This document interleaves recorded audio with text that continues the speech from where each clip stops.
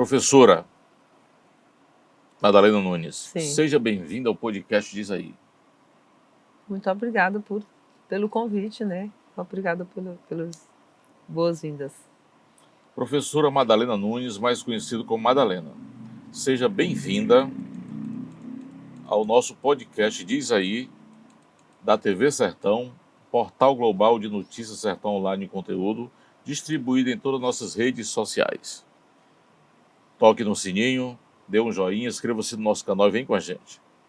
Essa produção tem patrocínio do RUB Digital, portal global de notícias Sertão Online e conteúdo, Selo Marketing, Estúdio Sertão, Vende Inteligência e Reputação de Marcas e CGN Consult.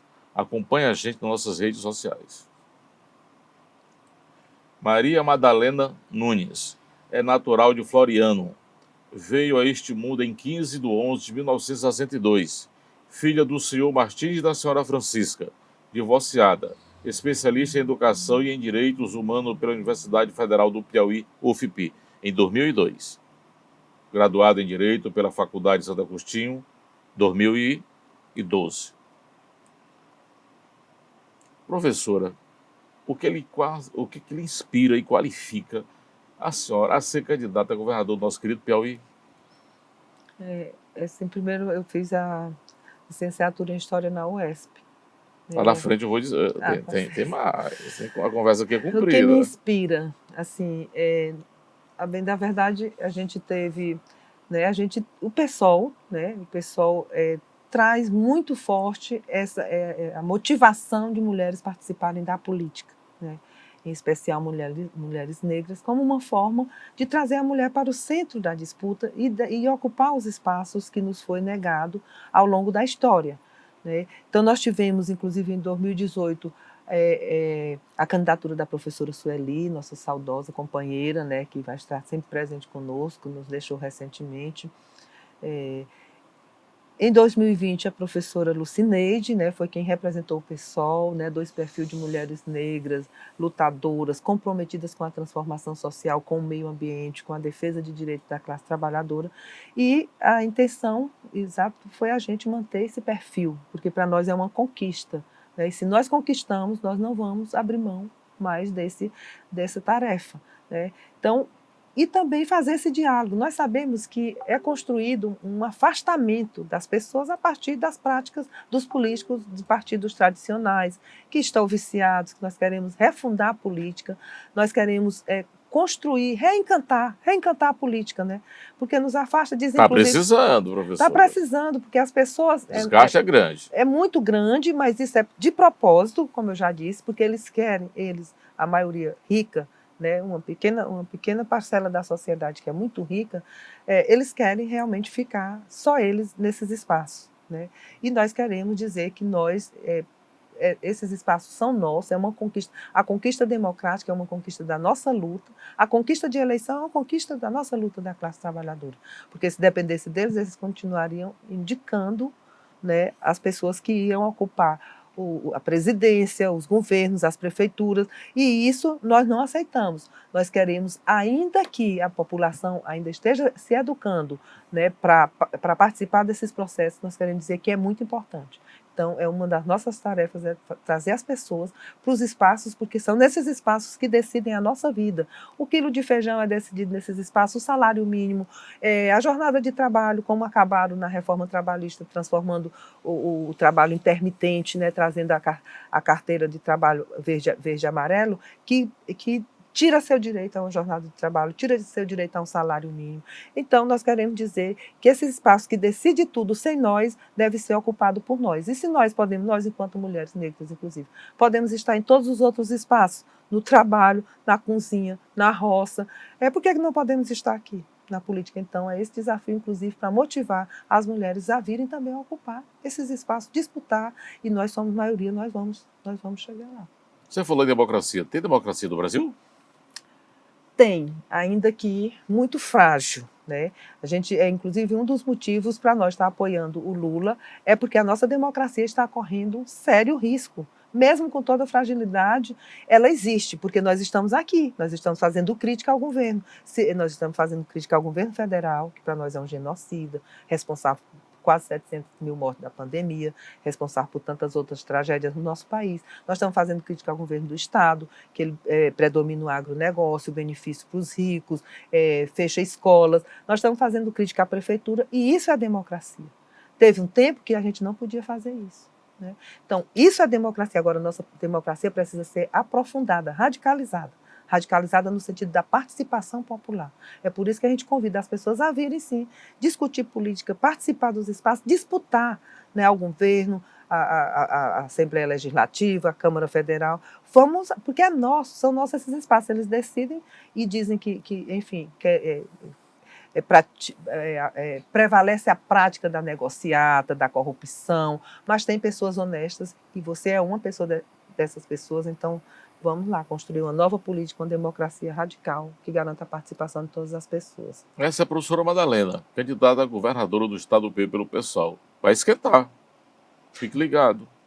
Graduada em História pela Universidade Estadual do Piauí, UESP, em 99, trabalha como técnica judiciária da Justiça Federal, Seção Piauí, desde 94 até o presente momento. Saiu para a campanha, né, professora? Sim. Seus pais tinham muitas posses? Não, meus pais eram agricultores, os dois já faleceram, meu pai e minha mãe, muita saudade, né, mas deixou em nós essa valentia.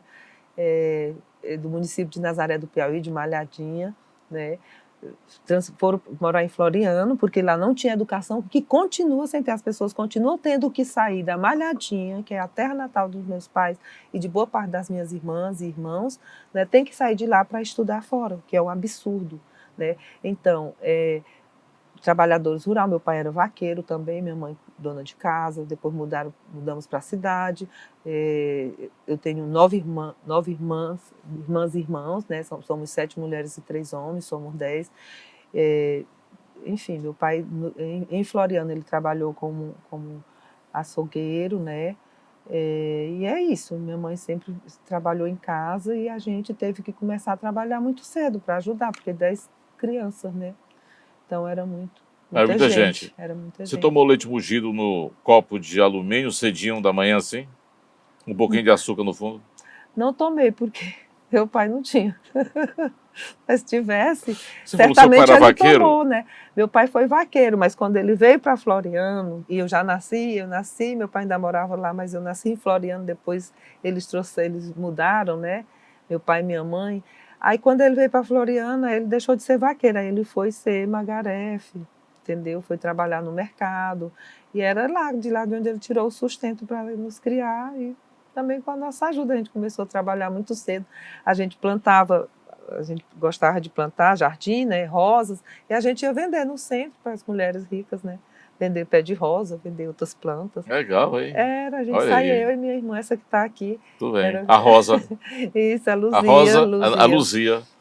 Você e a Luzia eu, ela vender e rosa. Lourdes, eram nós três, digamos assim, as mais novas, era eu, ela e minha irmã caçula. A gente ia para o centro vender os pés de rosa, enfim, vender plantas, né? Quantos irmãos? 10. Cita cada um aí, professor, pela ordem, você consegue? Pela ordem, Nazaré, Maria Nazaré, que é a mais velha, né? Aí teve uma que não... aí tem a Francisca, né? Aí teve uma que não sobreviveu. Cita todo mundo, em memória, né? Em respeito à linhagem. Respeito, isso.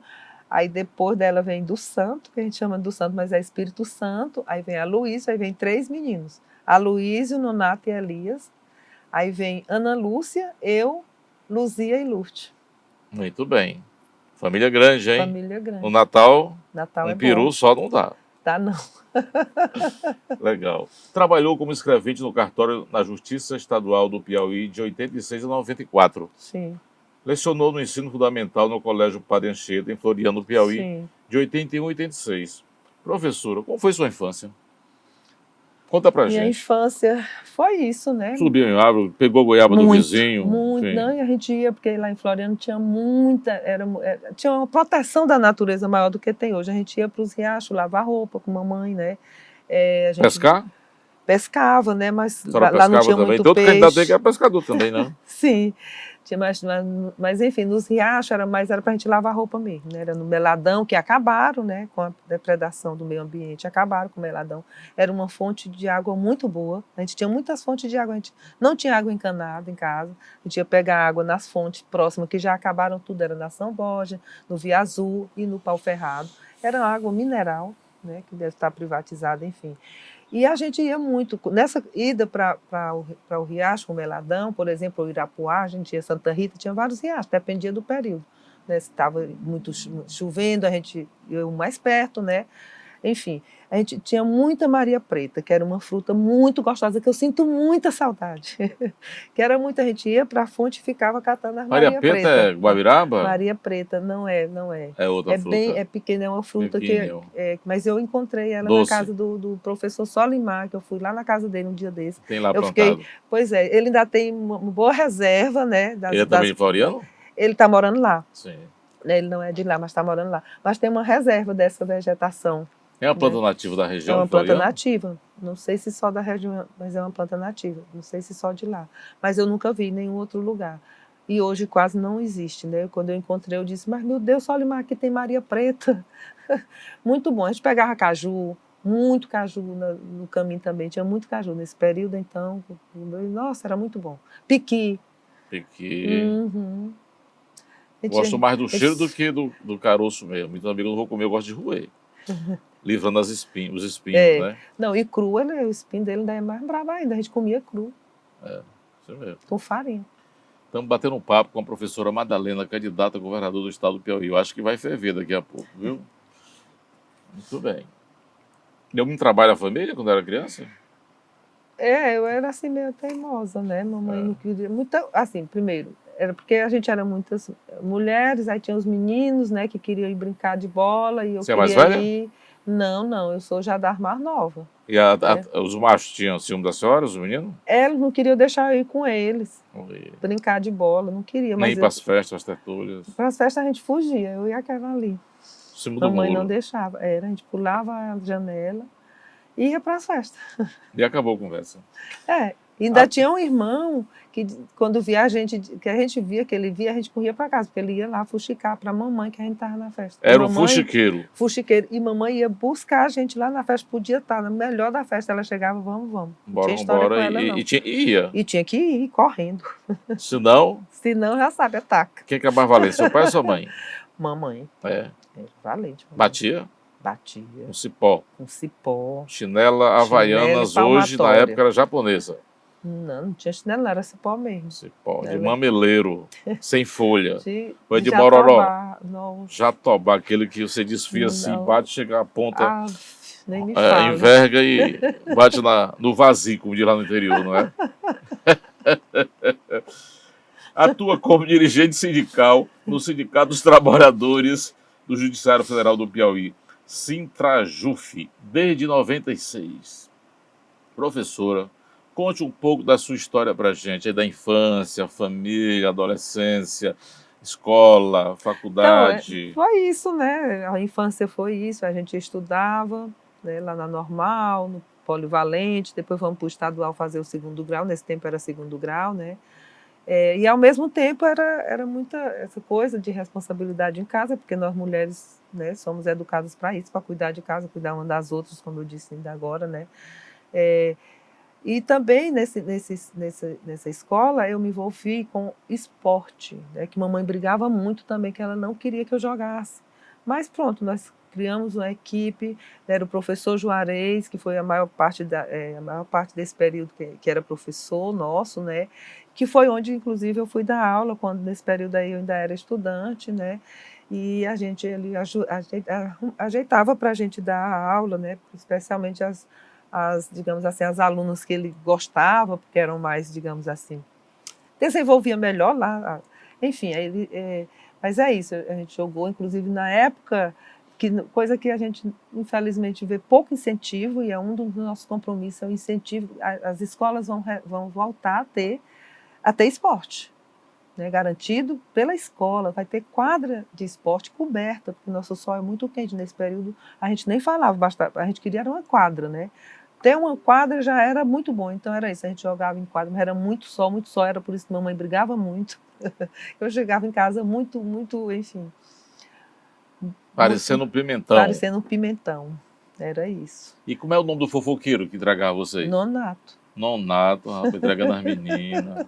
Um abraço, Nonato. Presta atenção, eles cresceram. Toque no sininho, dê um joinha, vem com a gente, inscreva no nosso canal. Essa produção tem patrocínio do Rubi Digital, portal global de notícias Sertão Online e Conteúdo, da Selo Marketing, Estúdio Sertão, Vende Inteligência, Reputação de Marcas e da CGN Consult. Vem com a gente, acompanha a gente nas nossas redes sociais. Professor, um livro que lhe chamou a atenção, livro de cabeceira. Então, eu vou citar o livro da professora Sueli, Vivências Constituintes, Sujeitos Desconstitucionalizados, que foi organizado pela Janete Fortes, que é defensora pública, e que a gente já... Foi um trabalho coletivo, a gente garantiu que esse livro saísse já no período que a Sueli adoeceu, mas ela teve o prazer, inclusive, de fazer o lançamento, de autografar todas as pessoas que compraram e procuraram ela. Então, é um livro muito bom e traz toda essa reflexão nossa pelo bem viver, né, contra a colonização, essa situação de colonialidade que querem continuar nos submetendo. Traz a questão do território, da construção coletiva, da importância da gente caminhar juntas e juntos e juntos, enfim. É um livro muito bom. Saudosa professora Sueli. Saudosa professora Sueli. Deixou seu legado, não é?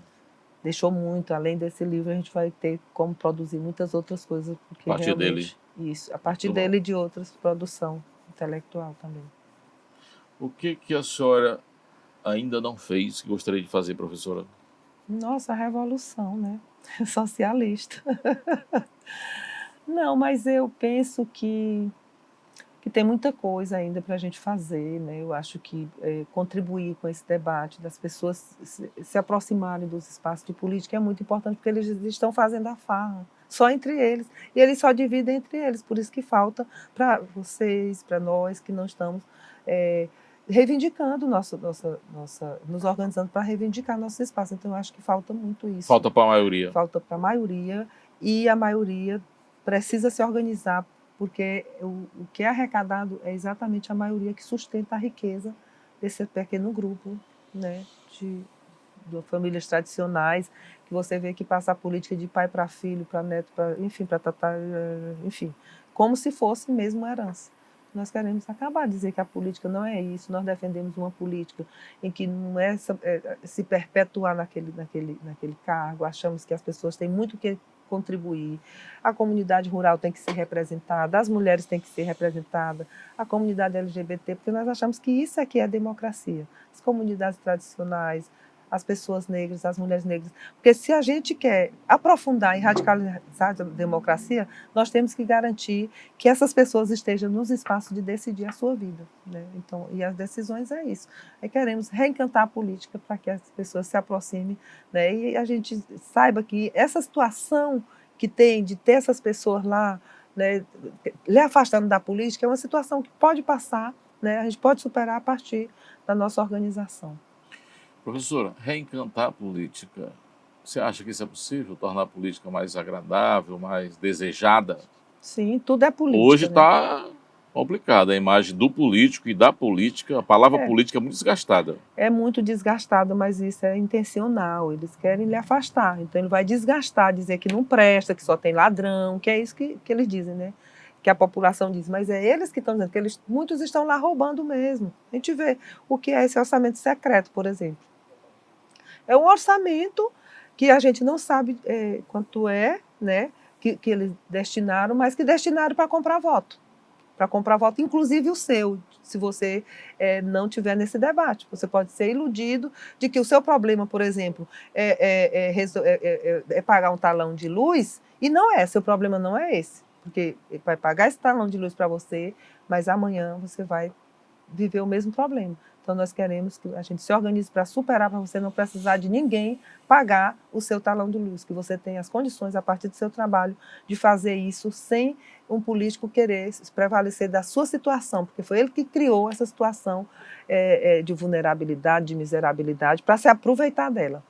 Então, não vamos nos iludir. A política é tudo.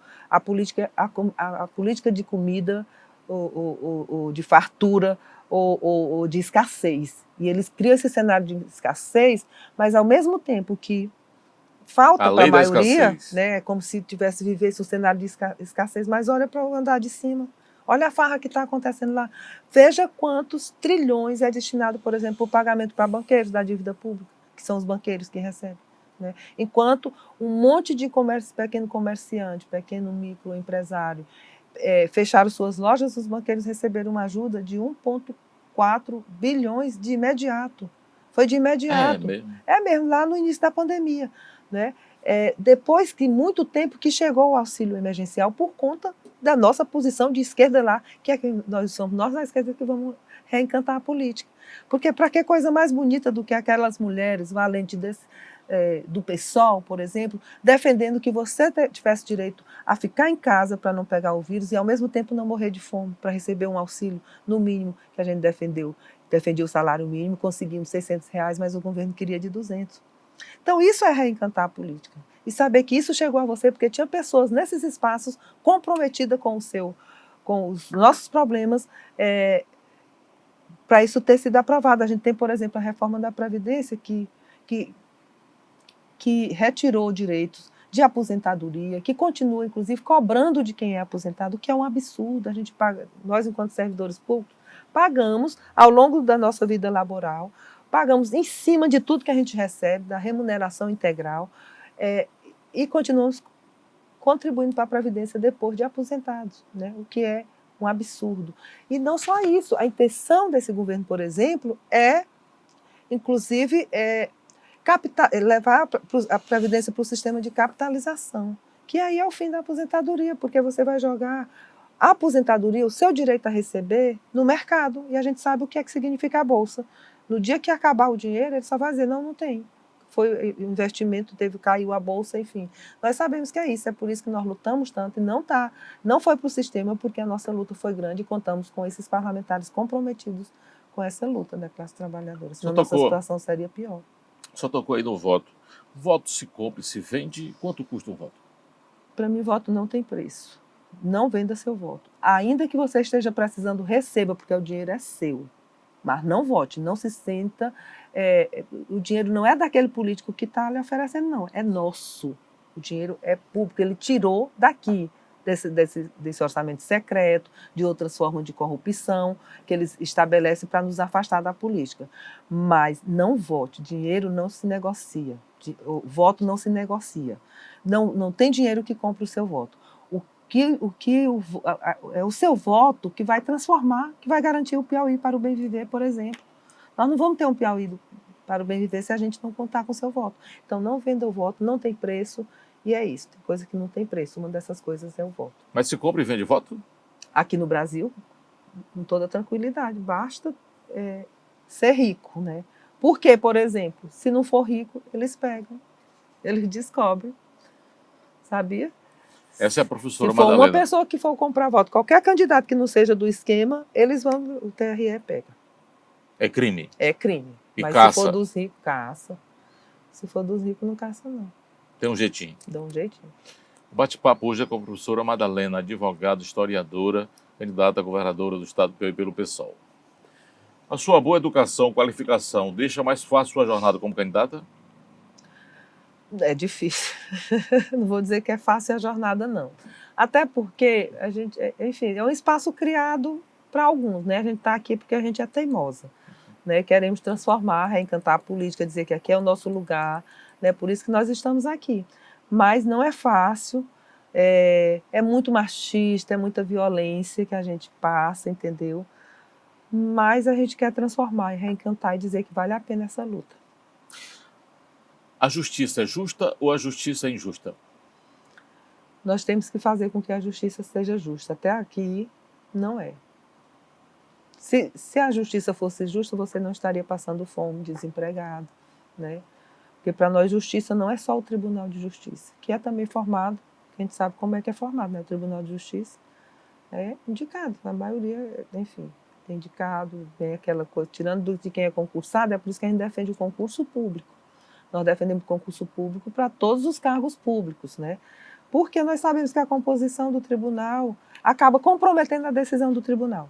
Porque quem decide, né, vai à lista tríplice, quem decide é o governador, quem decide o Supremo, por exemplo, é só indicação política.